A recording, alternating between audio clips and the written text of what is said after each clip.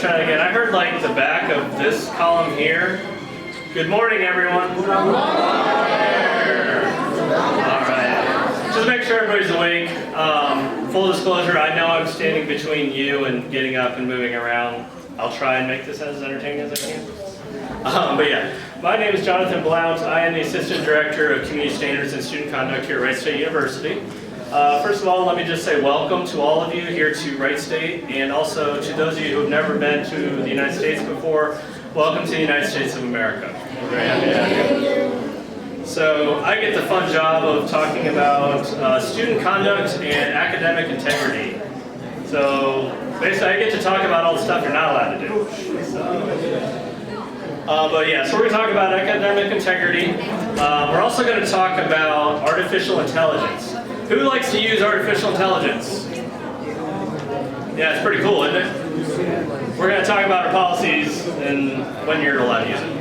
We're also talk about the process of what happens if you're suspected of violating an academic integrity policy here at Wright State. We're also going to talk about what happens if a student is found responsible for a violation, so what the consequences are. We'll talk about some recommendations that we have for you as students on how to be successful. And we'll also talk about how to submit a report if you should ever need to. So, all right, first of all, by show of hands, who is under the age of 21? Yeah, there's. I wondered where all y'all were. So you weren't the first one or second one, so I had to do this one. All right, so in the United States of America, this is everywhere in the United States of America, you cannot consume alcohol under the age of 21. And now I know that in some of your own countries, you've probably been allowed to drink alcohol for a long time already. Maybe not, maybe it's not even allowed at all, I don't know, but I know in at least some countries it's probably okay under 21 to do that. However, in the United States, you are not allowed to. It is against our policies here at Wright State as well, so just don't do it, okay? Also, how many smokers do we have in the room? No smokers, really? I don't believe that. All right, well, for those of you maybe who don't want to put your hands up, but you actually do consume tobacco products, we have a policy here at Wright State University that says we are a tobacco-free campus. What that means is you cannot use tobacco products on Wright State property. Okay? So not in the residence halls, not walking through campus, not on the sidewalk out here where the cars drop people off and all that park. That's still Wright State property. Now, if you want to go across the street to Wendy's and use those tobacco products, go right ahead. That's totally fine because you're not on Wright State property. You're on Wendy's property. Okay? Do not use it on our property. If you do, you will be what we call documented, which means you get to come talk to me about why you're using tobacco products when I told everyone in here you can't use tobacco products. Okay? Any questions about that? Or the alcohol policy? Cool. I will say, generally speaking, we don't have any trouble with international students in the alcohol policy, but if I don't tell you, I wouldn't be doing my job. All right. So first off, we're going to talk about academic integrity. Academic integrity is defined as the commitment to and demonstration of honest and moral behavior in an academic setting. It's most relevant at the university level as it relates to providing credit to other people when using their ideas. In the simplest terms, it requires acknowledging the contributions of other people, and failure to provide such acknowledgement is considered plagiarism. Now, how many people think I committed plagiarism here? Show of hands. How many people think I committed plagiarism with this paragraph? This is a yes or no question, people. All right, how many people think I did not commit plagiarism? Show of hands. How many people don't care? Yeah, there's all the hands. All right. For those of you that don't care, you need to care, because this one's really important. So the answer is I did commit plagiarism here. I am not smart enough to define academic integrity in my own words. So I went out and found it someplace, copied and pasted it into this presentation. So I have just failed the class by what I just did, okay? And I'm not exaggerating. Professors will fail students for doing this, okay? That bullet point right there just made me go from failing the class to getting an A on the paper. Now you see how much more slanted it is towards bad of not doing what you're supposed to do versus the good of doing what you're supposed to do. So it's heavily incentivized to just do what you're supposed to do, all right? So yeah, you've got to give credit to whoever it is idea you're using. In this case, I Googled academic integrity violation, University of North Carolina at Chapel Hill came up. I thought it sounded good, so I copied and pasted it into my presentation here at Wright State. Now, what is plagiarism? Here in America, plagiarism is a component of 3 different categories. The most basic is cheating. It's taking somebody's thoughts, ideas, words from books, magazines, websites, code. Any computer science people in here? Yeah, so stealing other people's code, not cool. We can tell when you do it. Don't do it. Equations, any engineers in here? Engineers? Any? Yeah, there's one. Yep, don't steal equations. Yeah. So yeah, don't take stuff that's not yours, basically, okay? Non-attribution, so that means copying passages exactly from another person's work without citing it, and indicating through quotation marks that it's a direct quote from something. So the previous slide, if I go back, notice I did not actually put quotation marks there. I actually still kind of messed up, didn't I? I need quotation marks around that, so I literally copy and paste it. So yeah, non-attribution is when you take passages directly from a source without citing it and without using quotation marks when you're writing it word for word, okay? Patch writing, though, is when you take passages, phrases, parts of sentences from another person's work, but have somehow changed the wording, like you paraphrased it. So it's now your words, but for someone else's idea. That is still cheating if you don't cite the idea, because that idea did not come from your head, it came from someone else's head. You just put it in your own words. Make sense? That's where a lot of international students especially get caught in plagiarism, is that the patch writing part of it, okay? If it is not your original idea, you did not come up with it on your own, you have to cite it, okay? All right. So artificial intelligence. Looked like quite a few people in here like to use it earlier when I asked that question. This top bullet point is the policy here at Wright State University, and it states that absent a clear statement from a course instructor, use of or consultation with generative artificial intelligence shall be treated analogously to assistance from another person. So in more simple English, it basically says that if you use AI, they're going to treat it like you got help from another person. So AI is a real person now, apparently, at least according to our policy. Using generative artificial intelligence tools to substantially complete an assignment or exam is not permitted. Students should acknowledge the use of generative artificial intelligence other than incidental use and default to disclosing such assistance when in doubt. So if you're not sure if you were allowed to, you need to tell the professor that you used it if you used it. But really the better policy is ask the professor before you use it, if you're allowed to use it. Because then you won't be in trouble if you follow their instructions, okay?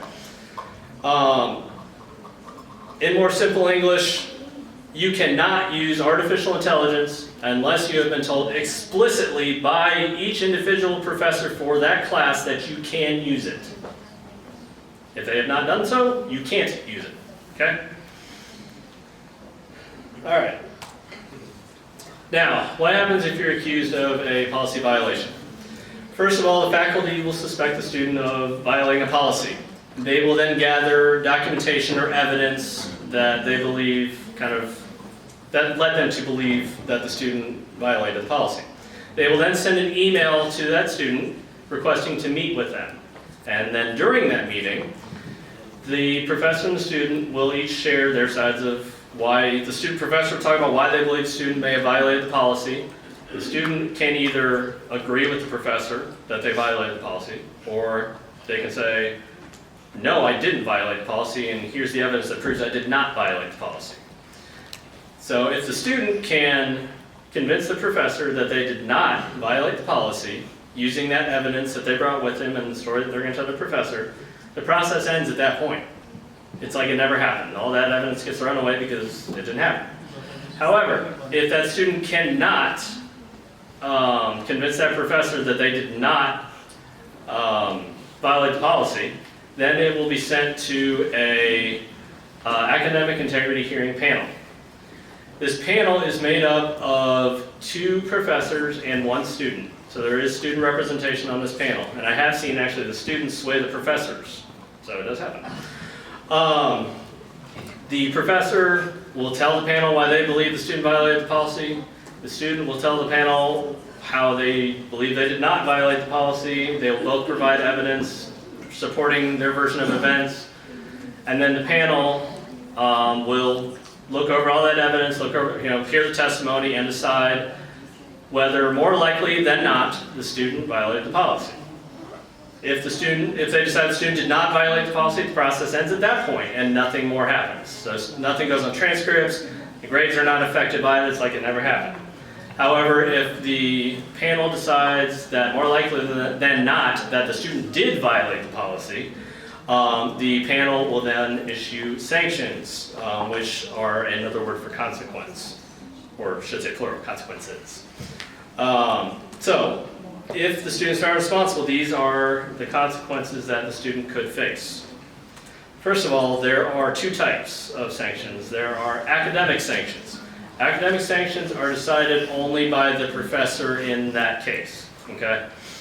So, these are the possibilities that professor could assign. They could issue a written reprimand, which is basically a written warning saying, hey, don't do this again. That's pretty much all it is.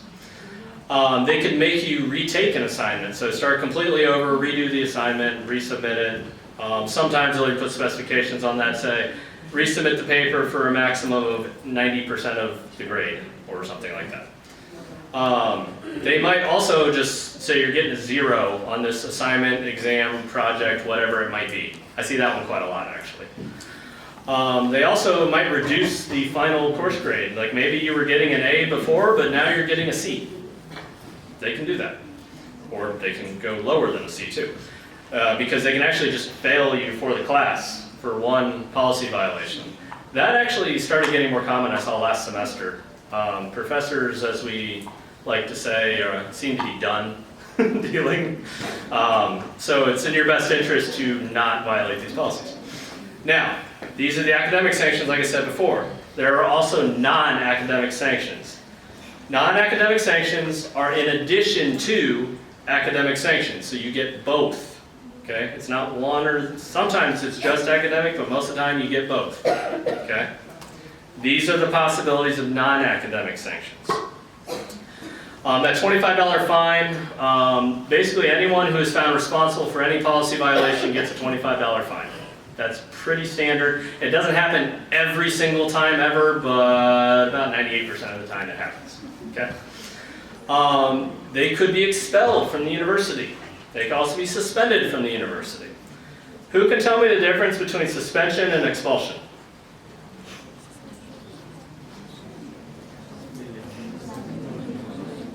One person, tell me.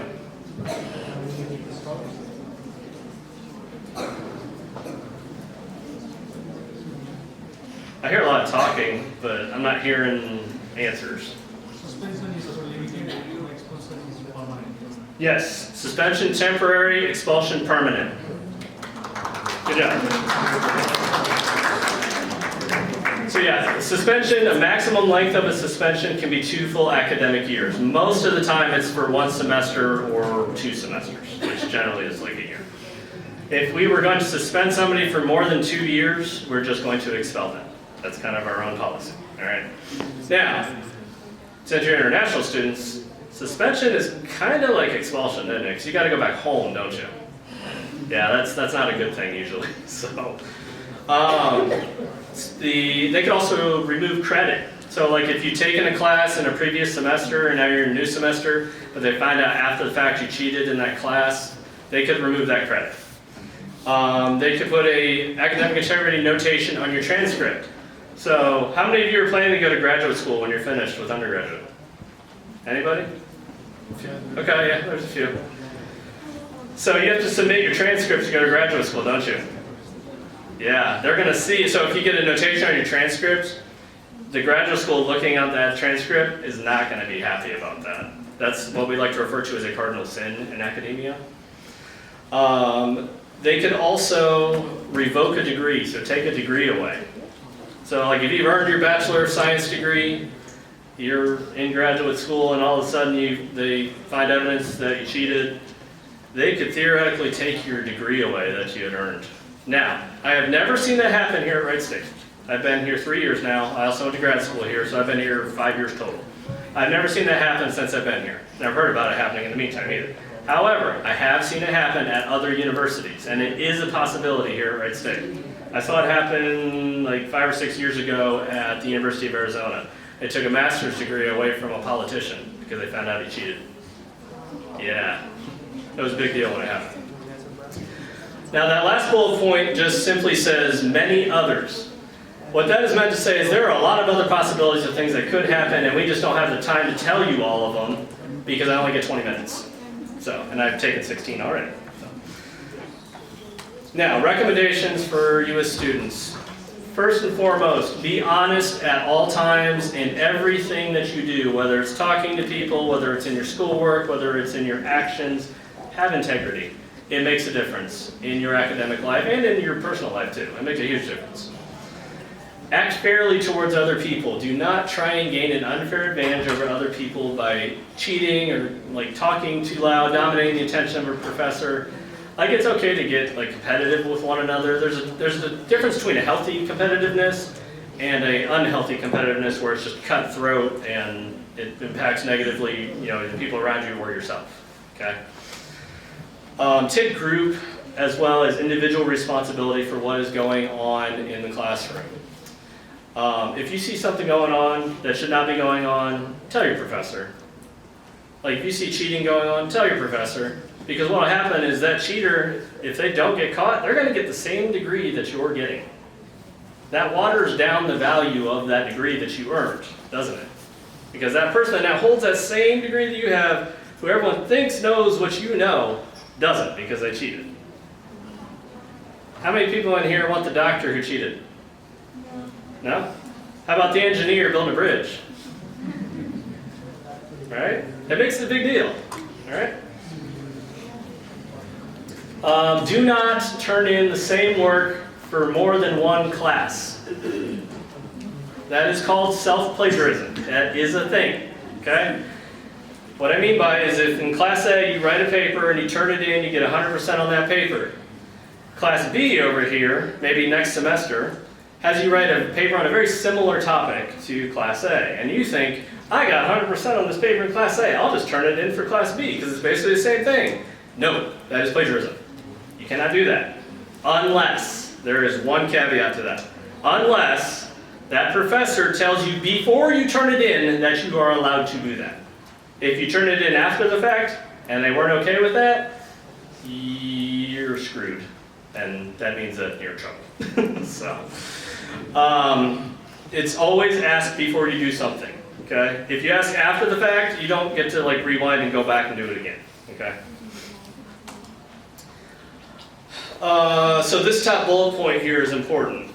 We went through some data early last month, and we found that 80% of our academic integrity violations were due to artificial intelligence. And of that 80% of those artificial intelligence violations, about 80% of the 80% were international students doing the artificial intelligence stuff. The rest of the international students, so the remaining 20% of the 80%, was almost exclusively collaborating with other people when they weren't supposed to. Okay? If your professor tells you to do something on your own, it's because they need to make sure that you can do it on your own.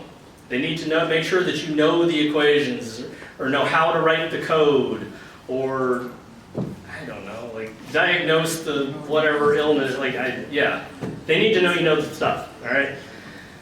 So what we would see is a lot of students would go and work with either other people in their class, which I don't know, like the paper's gonna say the same thing, they can tell, all right?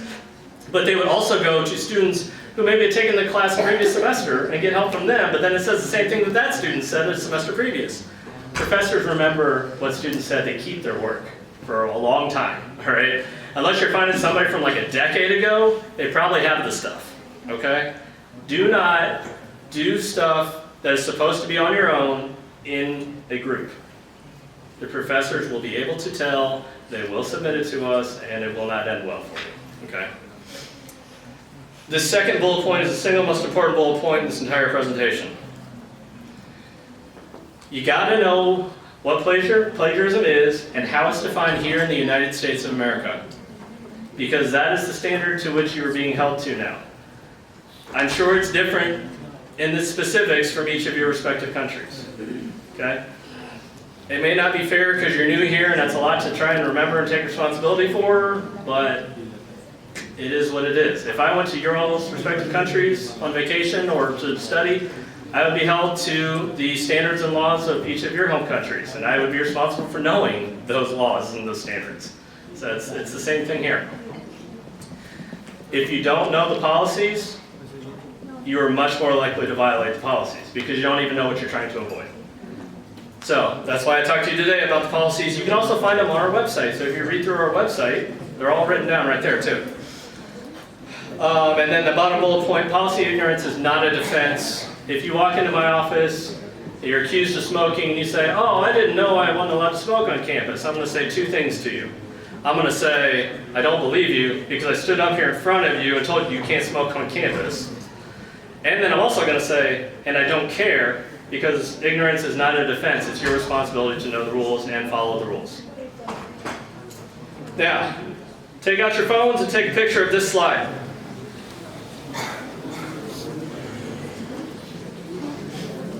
That email address that is there at the top, that is how you can get in contact with our office. That email goes to 3 people. It goes to myself, it goes to my director, and it goes to our student support specialist.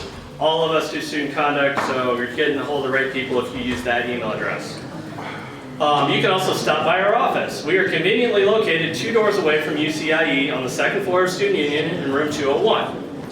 If you walk in our door, there's a window, just come to the window, we're happy to talk to you. If you're confused about policies, plagiarism, all that, we're happy to talk to you about that too. We would much rather you come talk to us to try and help understand the policy than to guess and get it wrong. Okay, because then we got to work on the back end and it's more detrimental. We prefer to be proactive. How many of you live on campus, like in residence halls or apartments? I'm assuming most of you because you're undergraduates. Yeah. So if you live on campus, you can talk to your RA, your resident assistant, or your community director, which is a CD. Both of those people live in your community. You can talk to either one of them. They can help you with policies. They can help you with writing a report, like if somebody did something to you. Or if it's really bad what happened that you witnessed, call University Police Department at that phone number right there. Our University Police Department is pretty good. They are not a use of force first type of police department. They are there to help first and foremost. They are not there to put people in cuffs unless it's absolutely necessary. Okay? So do not be afraid of our police department. They've been specially trained to work on a college campus type environment. So, with that, do you have any questions for me about anything we talked about today? Anything that you're unsure if you're allowed to do?